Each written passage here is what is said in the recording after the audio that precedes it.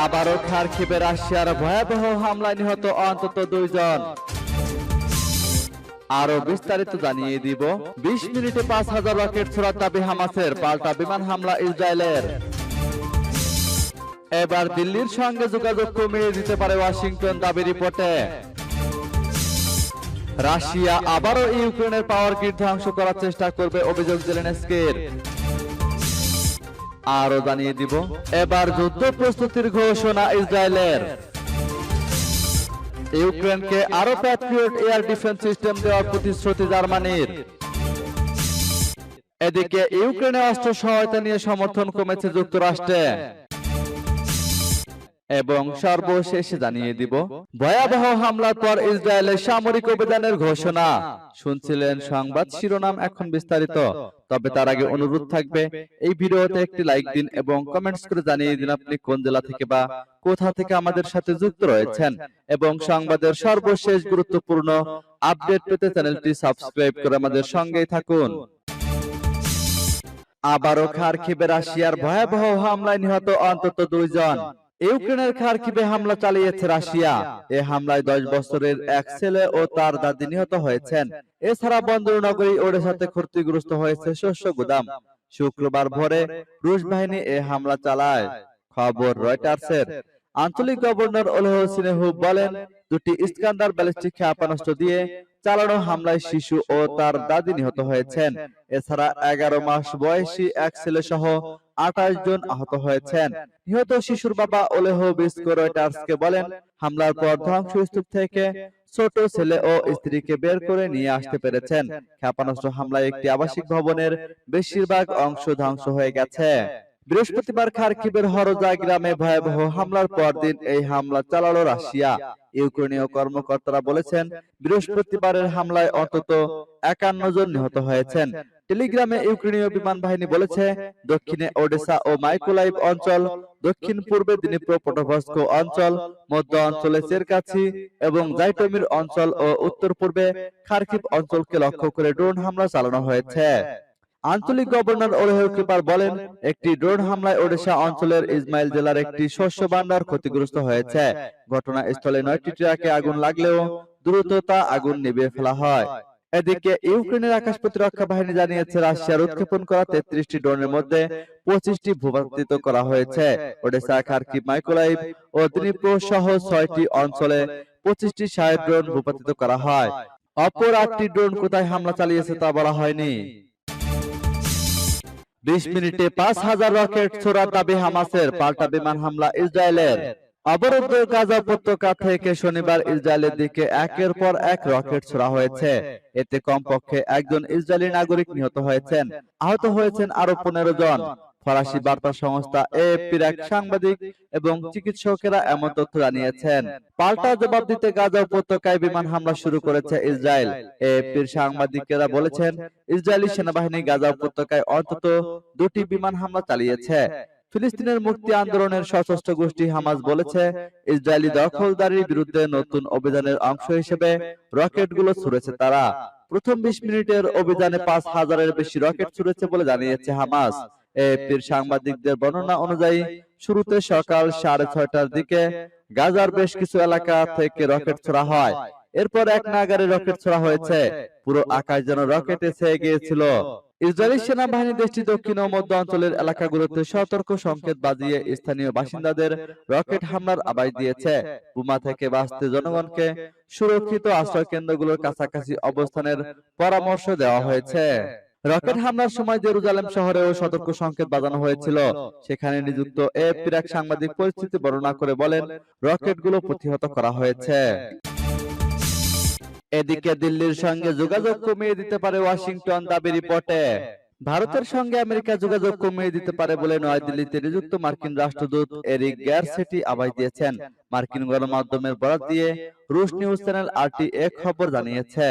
মার্কিন গণমাধ্যম পলিটিকো জানিয়েছে, মার্কিন রাষ্ট্রদূত নয়াদিল্লিতে তার সহকর্মীদের বলেছেন, ওয়াশিংটন নয়াদিল্লির কর্মকর্তাদের সঙ্গে যোগাযোগ কমিয়ে দিতে পারে এবং সে ঘটনা নিকট ভবিষ্যতে ঘটবে। ভারতীয় রাষ্ট্রদূত আবাই দিয়েছেন কানাডার সঙ্গে ভারত সরকারের যে কূটনীতিক টানাপোড়েন চলছে ওয়াশিংটন দিল্লি সম্পর্কে তার প্রভাব পড়বে। গত জুন মাসে কানাডার সারিতে বসবাসরত ভারতীয় বংশোদ্ভূত ৪৫ বছর বয়সী কানাডীয় নাগরিক হরদীপ সিং নিজ্জর আত্মাইয়ের গুলিতে নিহত হন। কানাডার সরকার দাবি করেছে ভারত সরকার তার এজেন্টদের মাধ্যমে এই হত্যাকাণ্ড ঘটিয়েছে।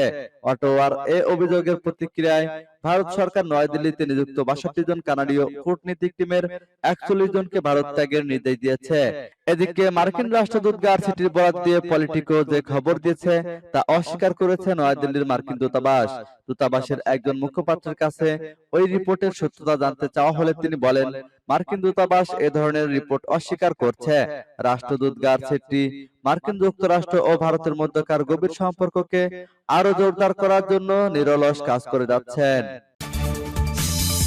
রাশিয়া আবারও ইউক্রেনের পাওয়ার গ্রিড ধ্বংস করার চেষ্টা করবে, অভিযোগ জেলেনস্কির। ইউক্রেনের রাষ্ট্রপতি ভলোদিমির জেলেনস্কি সতর্ক করে বলেছেন, রাশিয়া আগামী শীতেও ইউক্রেনের পাওয়ার গ্রিডকে ধ্বংস করার চেষ্টা করবে। তবে কিয়েভ সে বিষয়ে আগে থেকে রক্ষা করার জন্য প্রস্তুতি নিচ্ছে। শুক্রবার সন্ধ্যায় এক ভাষণে দেশবাসীর উদ্দেশ্যে তিনি এই সতর্ক বার্তা দেন। খবর রয়টার্সের। প্রতিবেদনে বলা হয়েছে, প্রায় ২০ মাস ধরে রাশিয়ার সঙ্গে চলা যুদ্ধে আগামী শীতের মাসে ইউক্রেনের জ্বালানি নিরাপত্তা নিয়ে ভয় বেড়েছে। গত শীত মৌসুমে রাশিয়া ইউক্রেনের পাওয়ার গ্রিডকে লক্ষ্যবস্তু করে অধিকাংশ হামলা চালায়, ফলে হাজার হাজার ইউক্রেনীয়কে ভয়াবহ বিপর্যয়ের মুখোমুখি হতে হয়। জেলেনস্কি বলেন, এই শীতেও রাশিয়ান সন্ত্রাসীরা আমাদের জ্বালানি ব্যবস্থা ধ্বংস করার চেষ্টা করবে। তবে এবার আমরা বিপদ সম্পর্কে পুরোপুরি সচেতন। তিনি বলেন, কিয়েভ আমাদের উৎপাদন সুবিধার সুরক্ষা, বিদ্যুৎ ও তাপের ব্যবস্থা সহ রুশ হামলা এবং শত্রুদের দ্বারা ক্ষতিগ্রস্ত সবকিছু পুনরুদ্ধারের জন্য প্রস্তুতি নিচ্ছে। তিনি আরো বলেন, সরকারি কর্মকর্তারা জ্বালানি সুবিধার সুরক্ষা নিয়ে আলোচনা করতে বৈঠক করেছেন। এবার যুদ্ধ প্রস্তুতির ঘোষণা ইসরায়েলের। গাজা থেকে ইসরায়েলে শনিবার সকালে ভয়াবহ রকেট হামলা চালানো হয়েছে। এর দায় স্বীকার করেছে হামাস। তাদের পক্ষ থেকে বলা হয়েছে, ২০ মিনিটে ইসরায়েল অভিমুখে তারা ৫,০০০ রকেট ছুড়েছে। এতে এখনো পর্যন্ত একজন নিহত ও ৩ জন আহতের খবর পাওয়া গেছে। খবর বিবিসি ও আল জাজিরার। এদিকে এই হামলার পর কড়া প্রতিক্রিয়া জানিয়েছে ইসরায়েল। দেশটির প্রতিরক্ষা বাহিনী ইতিমধ্যে সেনা সমাবেশের ডাক দিয়েছে, সেই সঙ্গে দেশে যুদ্ধ প্রস্তুতির ঘোষণা দিয়েছে। ইসরায়েলের পক্ষ থেকে বলা হয়েছে, হামাসকে এই হামলার পরিণতি ভোগ করতে হবে।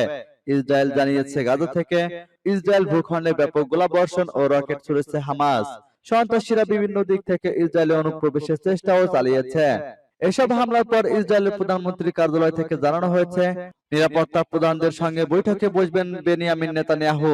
টাইমস অফ ইসরায়েলের খবরে বলা হয়েছে, জেরুজালেমে বিমান হামলার সাইরেন বেজে উঠেছে, সেই সঙ্গে স্থানীয় বাসিন্দারা বিস্ফোরণের শব্দ শুনেছে। ইউক্রেনকে আরো প্যাট্রিয়ট এয়ার ডিফেন্স সিস্টেম দেওয়ার প্রতিশ্রুতি জার্মানির। জার্মানি ইউক্রেনকে আরো একটি প্যাট্রিয়ট এয়ার ডিফেন্স সিস্টেম প্রদানের প্রতিশ্রুতি দিয়েছে। শীতের আগমনের সাথে সাথে অবকাঠামোর উপর আক্রমণ যাতে হ্রাস করা যায়, সেজন্য জার্মানির এই উদ্যোগ। স্পেনের দক্ষিণ অঞ্চলীয় শহর গ্রানাডায় সাংবাদিকদের সোলোজ বলেন, প্যাট্রিয়ট সিস্টেমের মাধ্যমে ইউক্রেনের বিমান প্রতিরক্ষা জোরদার করা এখন প্রয়োজন। এই অত্যন্ত দক্ষ সিস্টেমের মাধ্যমে বিমান প্রতিরক্ষা নিশ্চিত করা দরকার।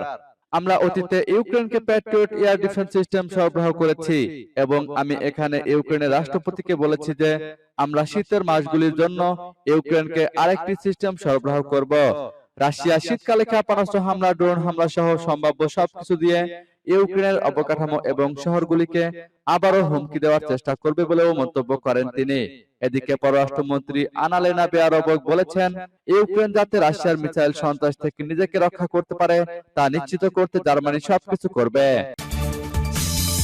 এবার ইউক্রেনে অস্ত্র সহায়তা নিয়ে সমর্থন কমছে যুক্তরাষ্ট্রে। ইউক্রেনকে অস্ত্র সরবরাহ করা নিয়ে যুক্তরাষ্ট্রের প্রধান দুই বড় রাজনৈতিক দলের সমর্থন কমে আসছে।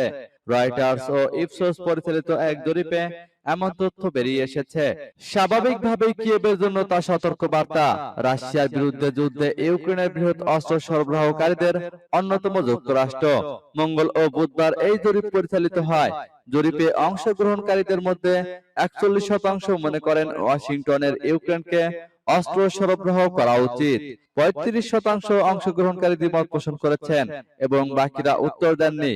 গত মে মাসে পরিচালিত এক জরিপে যা ছিল যথাক্রমে ৪৬% এবং ২৯%।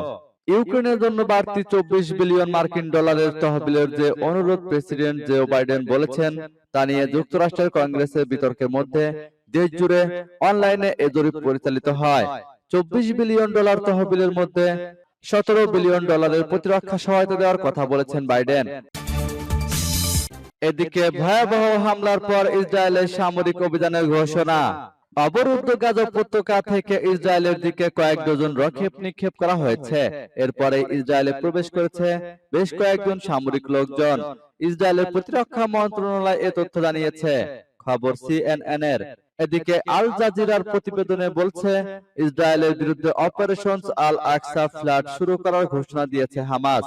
গাজা থেকে ইসরায়েলের দিকে রকেট নিক্ষেপের পর এই বিবৃতি এসেছে।